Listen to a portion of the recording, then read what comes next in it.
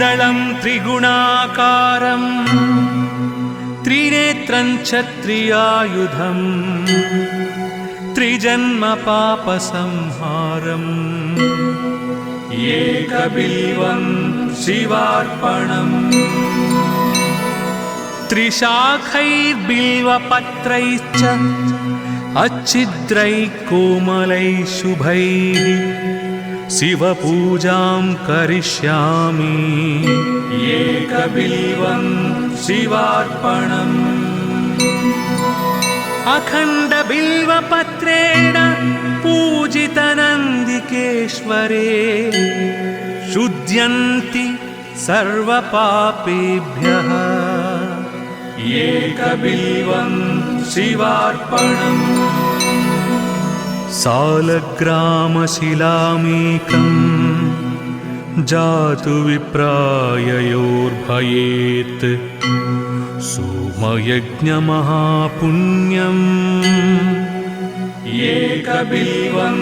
शिवार्पणम् दन्तिकोटिसहस्राणि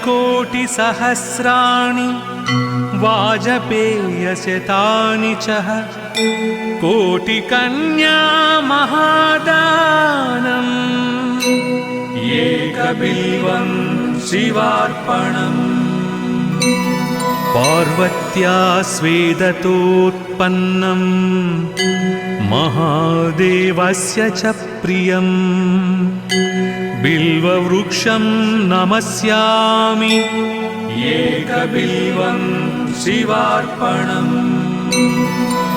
दर्शनं बिल्ववृक्षस्य स्पर्शनं पापनाशनम् अघोरपापसंहारम् एकबिल्वं शिवार्पणम् मूलतो ब्रह्मरूपाय मध्यतो विष्णुरूपिणी अग्रतः शिवरूपाय एकबिल्वं शिवार्पणम् बिल्वाष्टकमिदं पुण्यं यः पठेत् शिवसन्निधौ सर्वपापविनिर्मुक्तः शिवलोकमवाप्नुयात्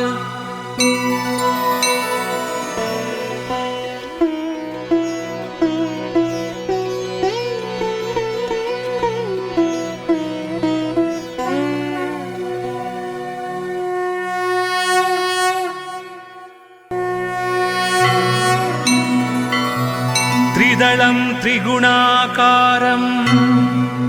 त्रिनेत्रं च त्रियायुधं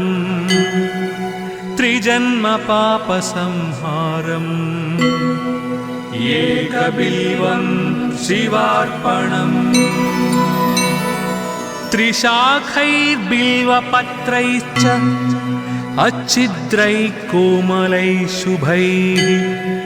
शिवपूजां करिष्यामि एकबिल्वं शिवार्पणम् अखण्डबिल्वपत्रेण पूजितनन्दिकेश्वरे शुध्यन्ति सर्वपापेभ्यः एकबिल्वं शिवार्पणम् सालग्रामशिलामेकं जातु विप्राययोर्भयेत् सोमयज्ञमहापुण्यम् एकबिल्वं शिवार्पणम् दन्तिकोटिसहस्राणि वाजपेयशतानि च कोटिकन्या महादानम् एकबिल्वं शिवार्पणम् पार्वत्या स्वेदतोत्पन्नं महादेवस्य च प्रियम् बिल्ववृक्षं नमस्यामि एकबिल्वं शिवार्पणम् दर्शनं बिल्ववृक्षस्य स्पर्शनं पापनाशनम् अघोरपापसंहारम् एकबिल्वं शिवार्पणम् मूलतो ब्रह्मरूपाय मध्यतो विष्णुरूपिणी अग्रतः शिवरूपाय एकबिल्वं शिवार्पणम् बिल्वाष्टकमिदं पुण्यं यः पठेत् शिवसन्निधौ सर्वपापविनिर्मुक्तः शिवलोकमवाप्नुयात्।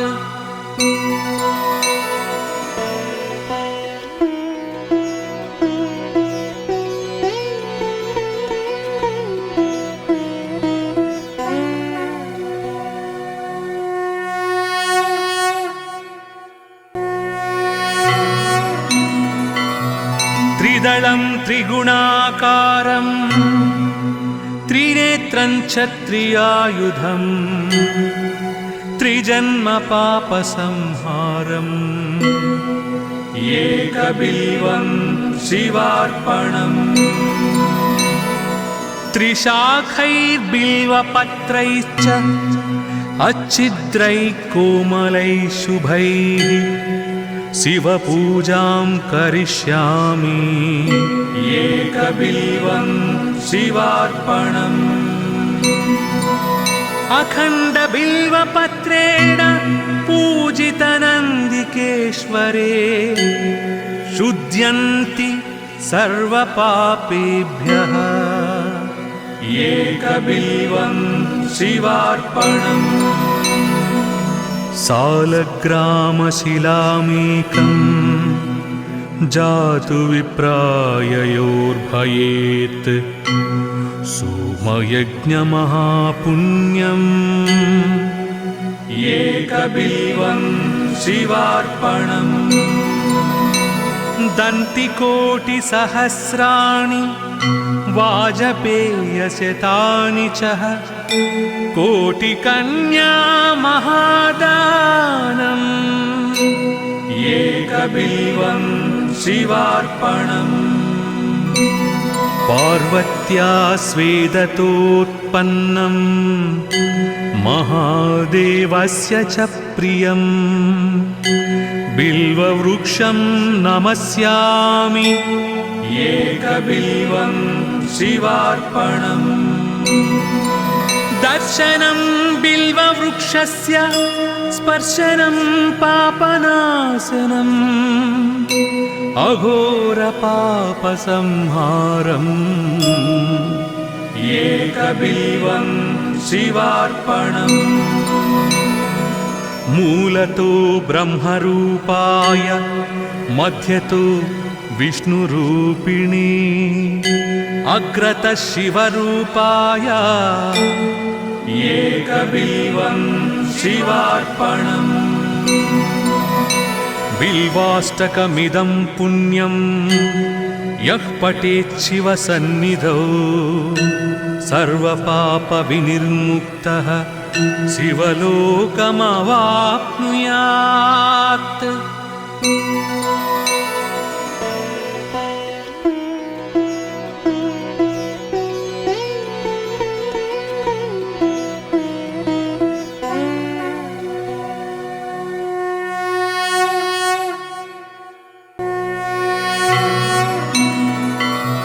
त्रिदलं त्रिगुणाकारं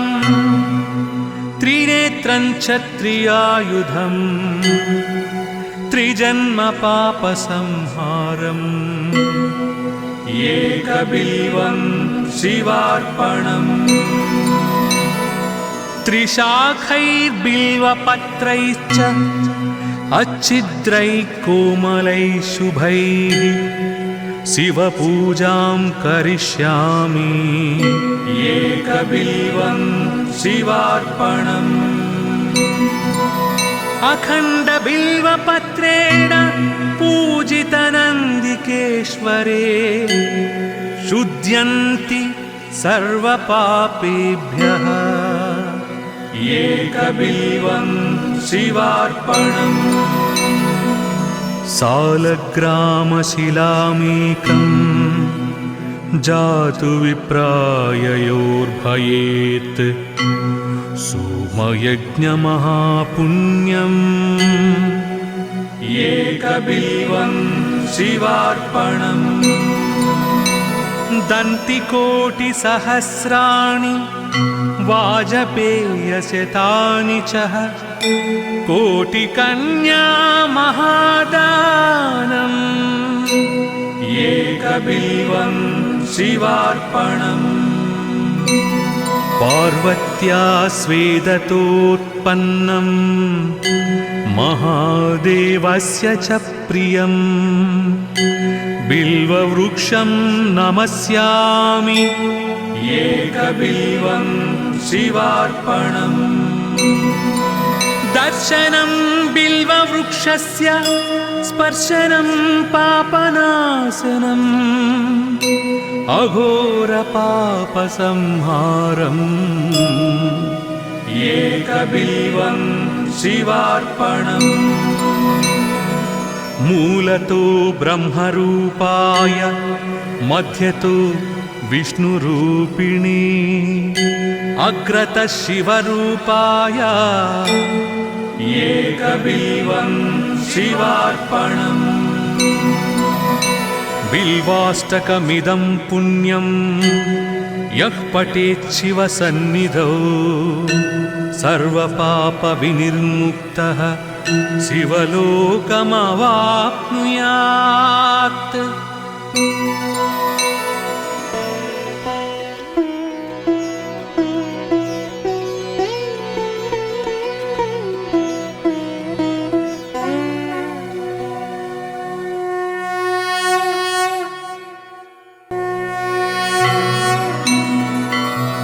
त्रिदलं त्रिगुणाकारं त्रिनेत्रं च त्रियायुधं त्रिजन्मपापसंहारम् एकबिल्वं शिवार्पणम् त्रिशाखैर्बिल्वपत्रैश्च अच्छिद्रैः कोमलैः शुभैः शिवपूजां करिष्यामि एकबिल्वं शिवार्पणम् अखण्डबिल्वपत्रेण पूजितनन्दिकेश्वरे शुध्यन्ति सर्वपापेभ्यः एकबिल्वं शिवार्पणम् सालग्रामशिलामेकम् जातु विप्राययोर्भयेत् सोमयज्ञमहापुण्यम् एकबिल्वं शिवार्पणम् दन्तिकोटिसहस्राणि वाजपेयशतानि च कोटिकन्या महादानम् एकबिल्वं शिवार्पणम् पार्वत्या स्वेदतोत्पन्नम् महादेवस्य च प्रियम् बिल्ववृक्षं नमस्यामि एकबिल्वं शिवार्पणम् दर्शनं बिल्ववृक्षस्य स्पर्शनं पापनाशनम् अघोरपापसंहारम् एकबिल्वं शिवार्पणम् मूलतो ब्रह्मरूपाय मध्यतो विष्णुरूपिणी अग्रतः शिवरूपाय एकबिल्वं शिवार्पणम् बिल्वाष्टकमिदं पुण्यं यः पठेत् शिवसन्निधौ सर्वपापविनिर्मुक्तः शिवलोकमवाप्नुयात्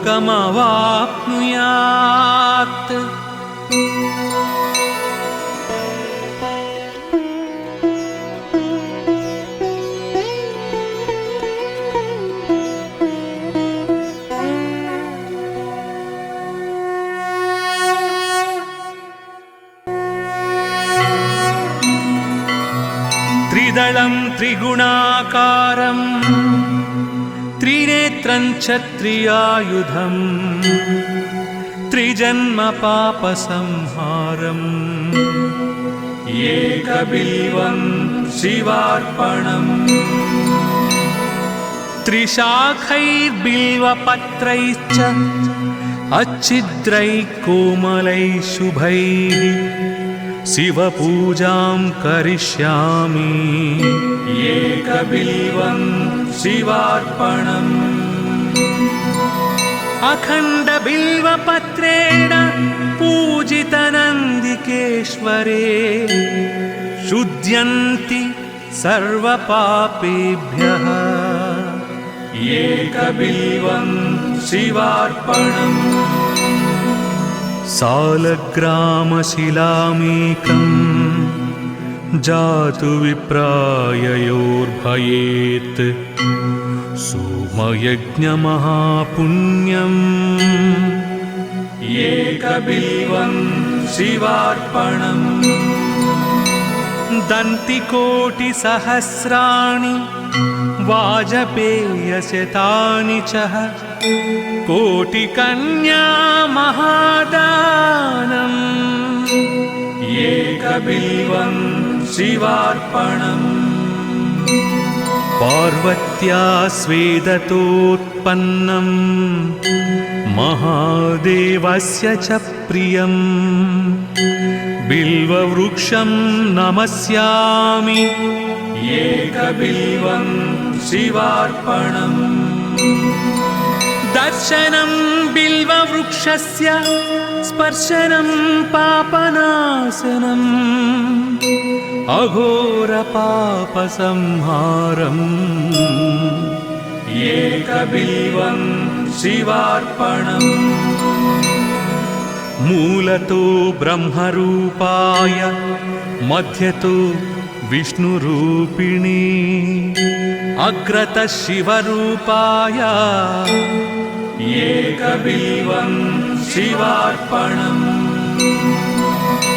बिल्वाष्टकमिदं पुण्यं यः पठेत् शिवसन्निधौ सर्वपापविनिर्मुक्तः शिवलोकमवाप्नुयात्।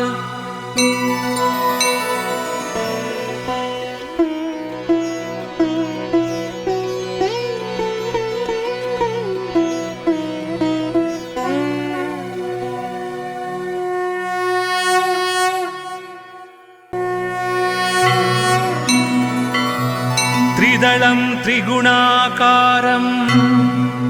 त्रिनेत्रं च त्रियायुधम् त्रिजन्म पापसंहारम् एकबिल्वं शिवार्पणम् त्रिशाखैर्बिल्वपत्रैश्च अच्छिद्रैः कोमलैः शुभैः शिवपूजां करिष्यामि एकबिल्वं शिवार्पणम् अखण्डबिल्वपत्रेण पूजितनन्दिकेश्वरे शुध्यन्ति सर्वपापेभ्यः एकबिल्वं शिवार्पणम् सालग्रामशिलामेकम् जातु विप्राययोर्भयेत् सोमयज्ञमहापुण्यम्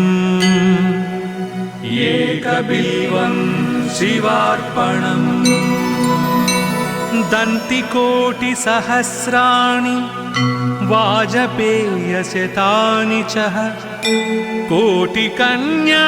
महादानम् एकबिल्वं शिवार्पणम् पार्वत्या स्वेदतोत्पन्नम् महादेवस्य च प्रियम् बिल्ववृक्षं नमस्यामि एकबिल्वं शिवार्पणम् दर्शनं बिल्ववृक्षस्य स्पर्शनं पापनाशनम् अघोरपापसंहारम् एकबिल्वं शिवार्पणम् मूलतो ब्रह्मरूपाय मध्यतो विष्णुरूपिणी अग्रतः शिवरूपाय एकबिल्वं शिवार्पणम् बिल्वाष्टकमिदं पुण्यं यः पठेत् शिवसन्निधौ सर्वपापविनिर्मुक्तः शिवलोकमवाप्नुयात्।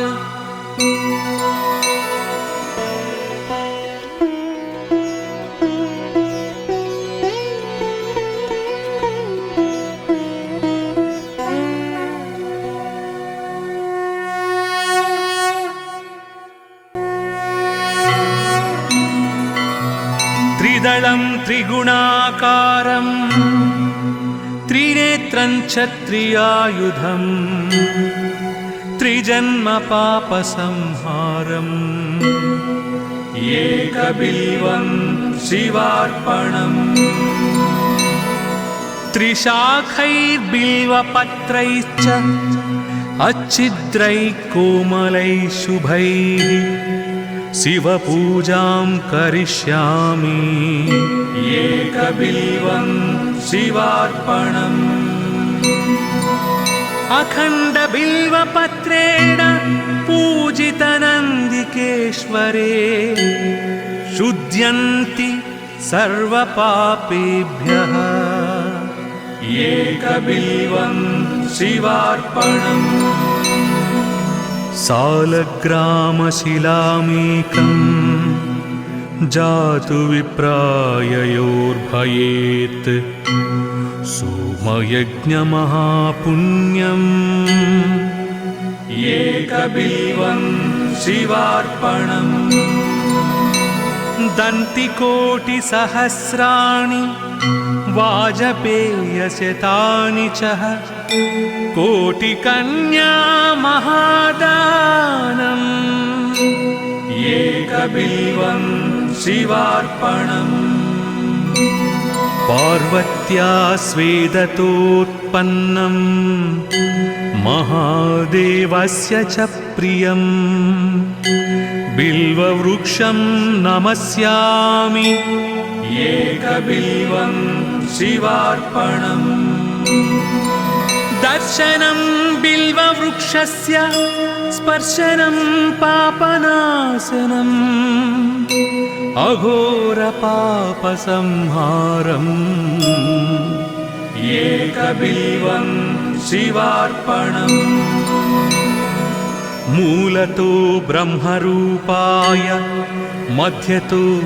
विष्णुरूपिणी अग्रतः शिवरूपाय एकबिल्वं शिवार्पणम् बिल्वाष्टकमिदं पुण्यं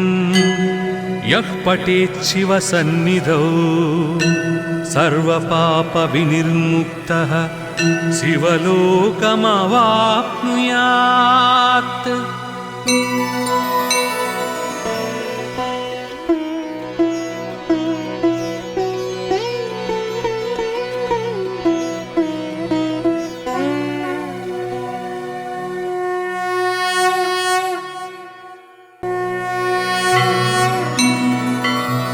त्रिदलं त्रिगुणाकारं त्रिनेत्रं क्षत्रियायुधं त्रिजन्मपापसंहारम् एकबिल्वं शिवार्पणम् त्रिशाखैर्बिल्वपत्रैश्च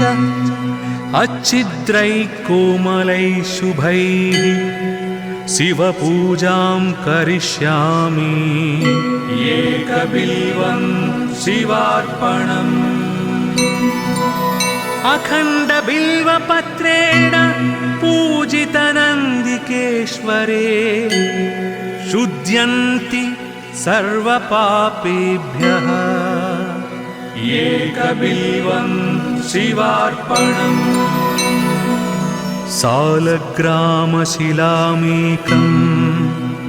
जातु विप्राययोर्भयेत् सोमयज्ञमहापुण्यम् एकबिल्वं शिवार्पणम् दन्तिकोटिसहस्राणि वाजपेयशतानि च कोटिकन्या महादानम् एकबिल्वं शिवार्पणम् पार्वत्या स्वेदतोत्पन्नम् महादेवस्य च प्रियम् बिल्ववृक्षं नमस्यामि एकबिल्वं शिवार्पणम्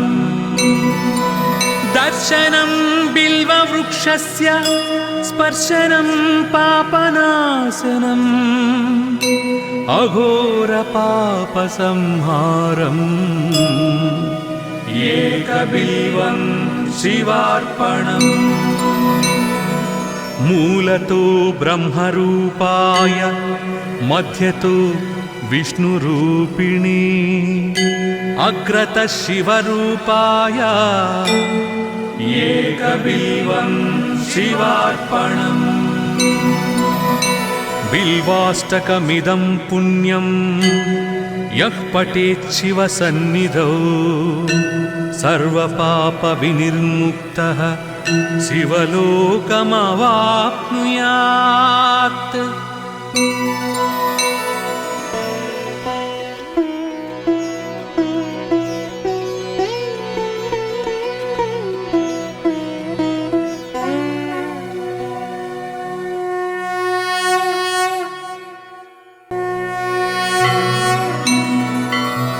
त्रिदलं त्रिगुणाकारं त्रिनेत्रं च त्रियायुधं त्रिजन्म पापसंहारम् एकबिल्वं शिवार्पणम् त्रिशाखैर्बिल्वपत्रैश्च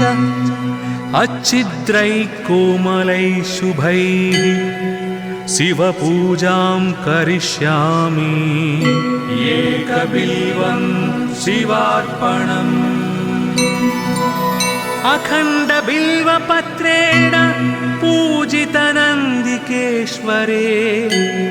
शुध्यन्ति सर्वपापेभ्यः एकबिल्वं शिवार्पणम् सालग्रामशिलामेकम् जातु विप्राययोर्भयेत्